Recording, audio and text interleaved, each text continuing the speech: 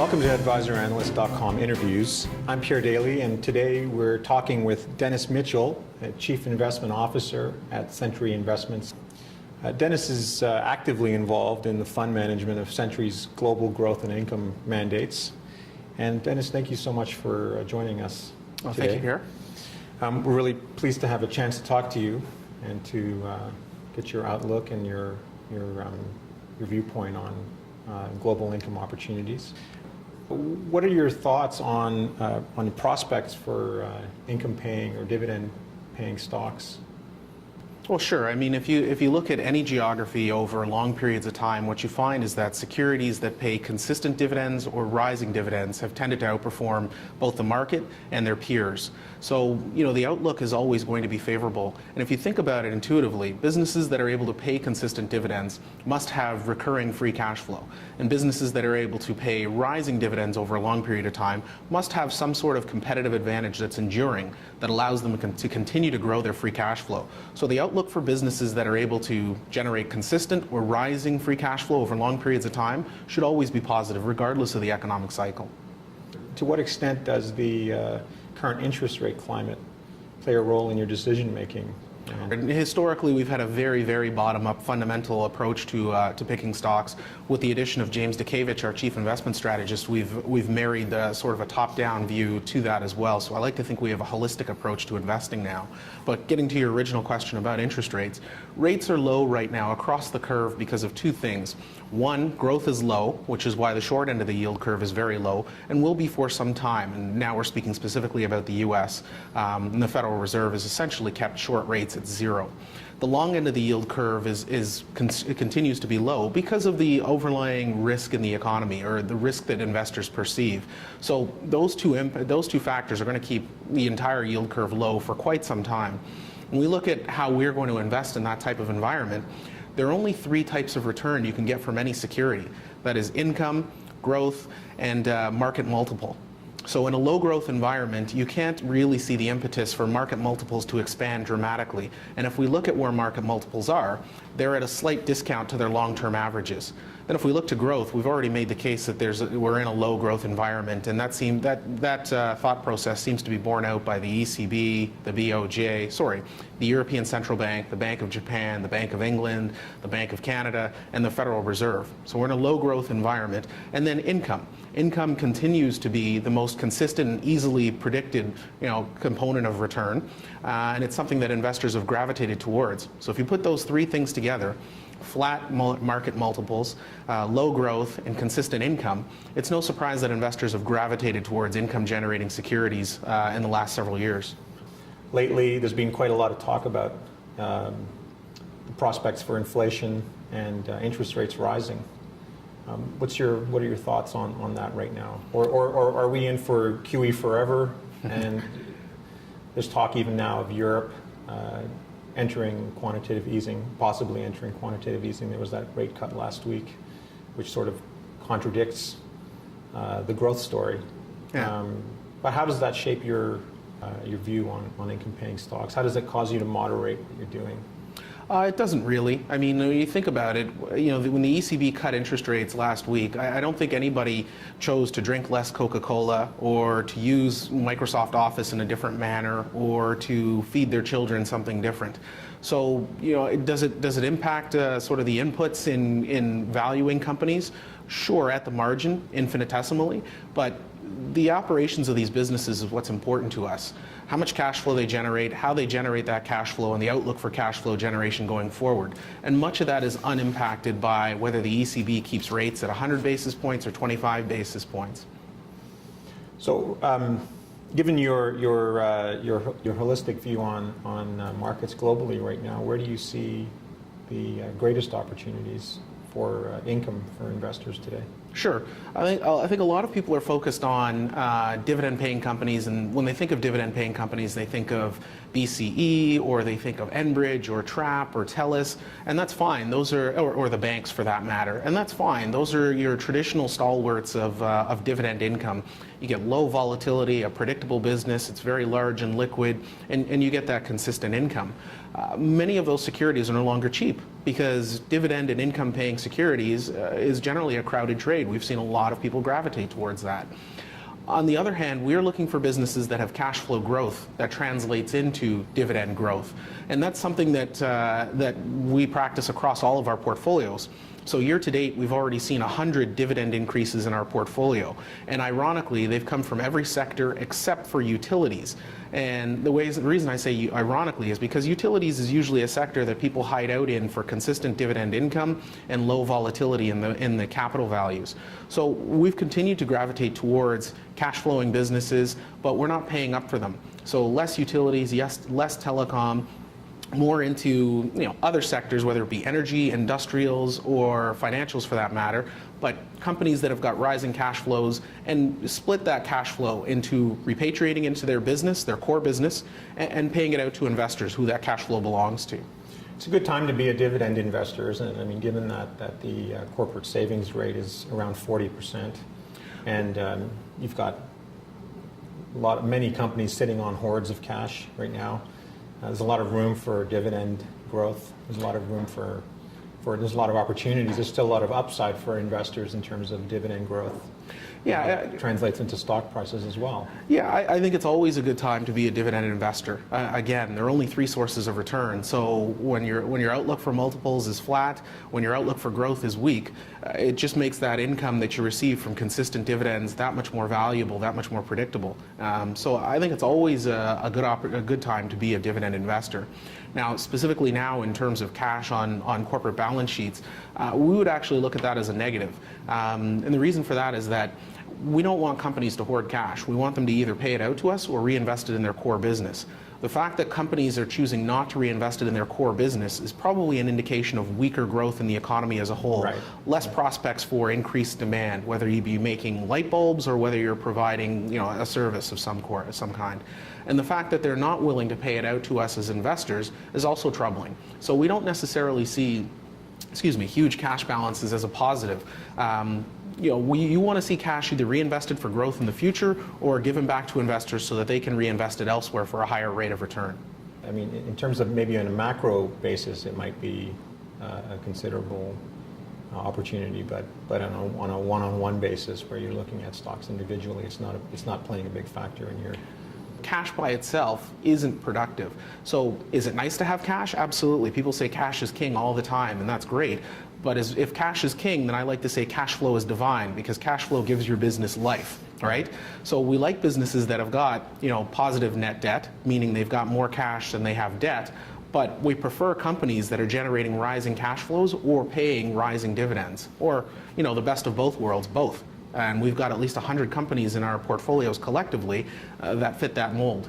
So coming back, I wanted to ask you specifically about this rate cut in Europe. Sure. How do you view the rate cut in Europe last week, which was quite a surprise? Sure. So when you're talking about the European Union, you're talking about 28 different countries. So it's very, very difficult to have all 28 countries marching to the same drummer. So you have economies like Germany that have consistently grown at a very low rate, albeit because much of that economy is focused on exports and manufacturing, and their biggest market is their European neighbors. And then you marry that with an economy like Greece that is very heavily controlled by the central government, is not very competitive, and not very efficient at collecting taxes. And so it's difficult to have those types of economies, one very large and functioning well, and one very small and very dysfunctional, on the same page. So when I look at the interest rate cut, what that tells me is that the ECB and the EU have decided that it's going to take an extended period of time to sort of bring those two economies in line, whether it's from an interest rate standpoint, a debt to income standpoint, debt to GDP standpoint. And that tells me that rates aren't going up anytime soon.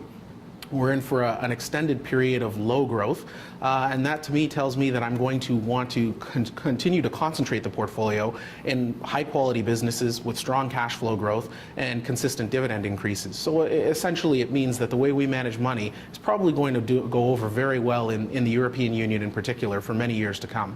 Let me ask you, in terms of North American markets, what are some of your favorite holdings domestically and in the U.S.? Sure. So the first name I'll mention is Microsoft, and the reason I mention Microsoft is it's one of the larger holdings both in our U.S. Growth and Income Fund and our Global Growth and Income Fund. And I normally get groans when I mention the company, and people say, "Well, why do you own that?"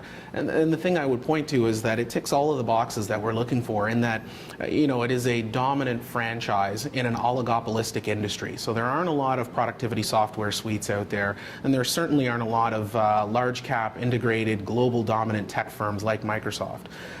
Very low debt on the balance sheet, massive amounts of cash, and that cash is deployed appropriately. So earlier this year, Microsoft increased their dividend yet again by 22%, and they announced a $60 billion stock buyback. So not only are they growing cash flow, not only are they increasing the dividend, but they're shrinking the number of shares that cash flow and dividend accrues to. The stock has done very well for us, and people say to me, "Well, Microsoft is a dead company." And I say to them all the time that Microsoft is a utility. And I normally ask people, how many people drink water? Water is a utility. How many people use electricity? How many people have a bank account? How many of you use Microsoft Office? And it's interesting because almost everybody puts their hand up again, and you begin to understand that Microsoft has become a global utility. We all use it, and that's what generates the recurring cash flow. And then their pricing power comes from being in an oligopolistic industry, and them being the dominant brand and franchise. So you've got a track record of consistent dividend growth, underscored by consistent cash flow growth, and they've been prudent in how they've allocated that cash flow, dividends, and some reinvestment in the core business. So that's a company that I enjoy talking about. JP Morgan is another company that I like. And JP Morgan is one of the most dominant money center banks on the planet, let alone in the United States. And they've really been hit by a number of issues recently, whether it's settling with the FHA, whether it's settling with the SEC. And the numbers that are talked about are astronomical. $4.5 billion here, $13 billion here. Yeah, but what's important? Numbers, but what's important to realize is that they've already reserved $23 billion for all of these settlements. So even if they are fined $23 billion, they've already reserved for it. It's just noise in terms of running through the financials. And their core franchise is still exceptionally robust. Net interest margins continue to grow. Their loan volume actually continues to grow. So the core franchise is still very, very healthy. Underwritings, credit cards. So, this is a franchise that's trading at 8 times earnings, whereas other banks in the U.S. are trading at 12 or 13 times. So when the dust settles and they've got all of these settlements behind them, there's room not only for multiples to expand, but growth to accelerate, and you've already got the rising income stream. So that's a name that I like, and it's one of the larger weights in both the U.S. Growth and Income Fund and the Global Growth and Income Fund. So have you taken advantage of the recent activity in the stock to accumulate more? Yeah, absolutely. Yeah. I mean, we've been buying it at 48, 49, 50, and it trades around 52 and change now, and we've certainly been acquiring it. So moving on to Europe, what names do you like in Europe?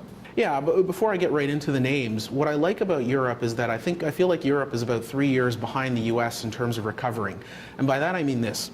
You've had the ECB finally come out in July of 2012 and act as the lender of last resort. Prior to that, you really didn't have that sort of floor in the prices of financial securities. The US, the Federal Reserve, did that very early on in the financial crisis, and so you saw almost a V-shaped recovery in the US.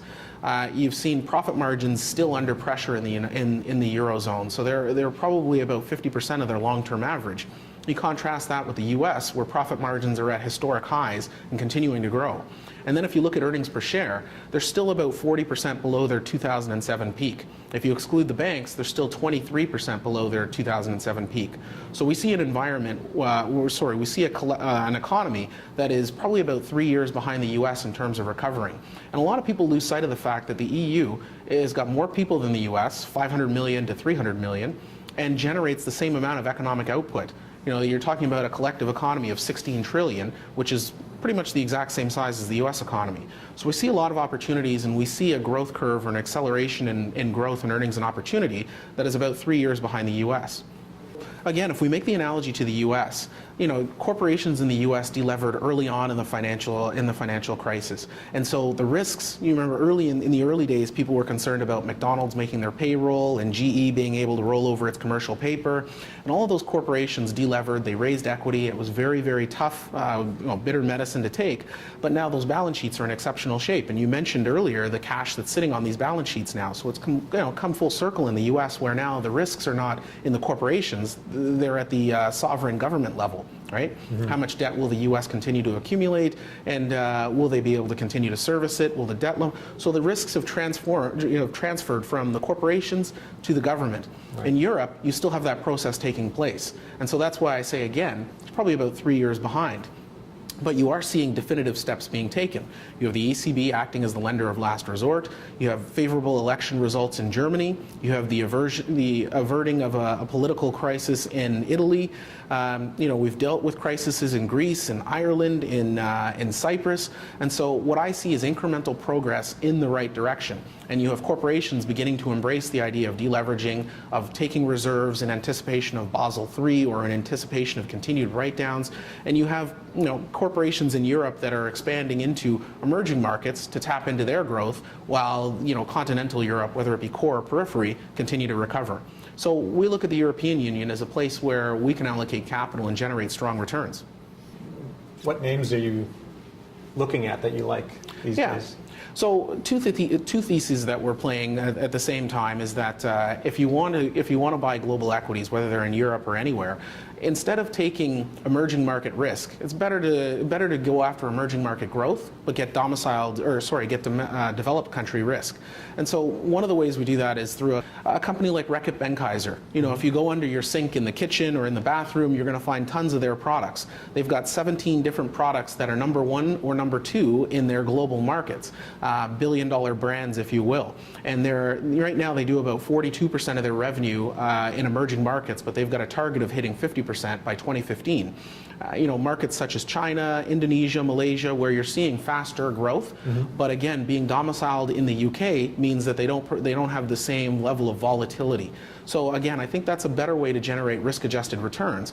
Buy high-quality companies with dominant franchises and brands in oligopolistic industries that are domiciled in developed markets that give you less volatility, but still expose you to emerging markets that are giving you higher rates of growth. So I can rhyme off a number of companies that have got those types of dynamics and are providing better risk-adjusted returns for our portfolios. Are there any areas you're avoiding? Emerging markets as a whole, and that's a big basket. We're avoiding investing directly there, and the reason for that is simple. From 2005 to 2010, if you looked at growth in emerging markets versus developed markets, there was over a 500 basis point spread. So we like to talk about return as the compensation you get for taking risk. So when you were investing in emerging markets from 2005 to 2010, you were certainly getting a growth premium for investing there. So we would argue that the returns you were getting compensated you for the additional risk you were taking. Since 2010, those two variables have gone in opposite directions. That is, the risk of investing in emerging markets has gone up, whereas the returns that you can expect from those emerging markets have come down. We're not investing in those emerging markets because we're no longer getting enough of a return premium for the risks that we're being exposed to. Now, not investing in them directly doesn't mean we don't have exposure. Building on the European idea, we own BMW, which I think everybody is familiar with as a luxury auto manufacturer out of Germany. But I think a lot of people would be surprised to know that 50% of BMW's earnings now come from China. Right? So China is a more important driver of BMW's profits and growth than even the US or Germany. My question, though, is what would be a thought that you would have that would motivate investors here to pay closer attention? What are we missing, or what are investors missing what is it that they don't get about European stocks right now that you'd want them to get? But is there any one thought that you would have that you would share with people that would make them realize, wow, maybe I should look at? There is this home country bias, and in the case of the United States, having a home country bias probably isn't that bad because you have a very large, diversified economy. It's roughly 40% of the investable universe globally, so having a home country bias lends itself well if you're domiciled in the US. If you're a Canadian investor, your home country bias means that you're excluding 97% of the rest of the world. You know, the Canadian economy is $2 trillion versus the US at 16 and versus the Eurozone at 16. So you're missing out on a number of world-class businesses. You're missing out on 97% of the investment opportunities out there. And at the end of the day, you have to remember that European citizens are really not all that different from American citizens or Canadian citizens. They consume goods, they consume services, they have jobs, they want to consume slightly more than they take in, and that leads to credit cycles. They probably drink Coke, they probably use Microsoft Office, they probably eat chocolate, they go to the bank. And if you can find high quality businesses in North America or in Canada in certain industries or run by certain management teams, if you can find those types of businesses in Europe or in Asia, you're probably going to have similar investment experiences in terms of returns and risk and volatility. Well, fascinating talking to you about this, and it's been a pleasure. And I want to thank you very much for your time. Anytime, Pierre. Thank you. Thank you.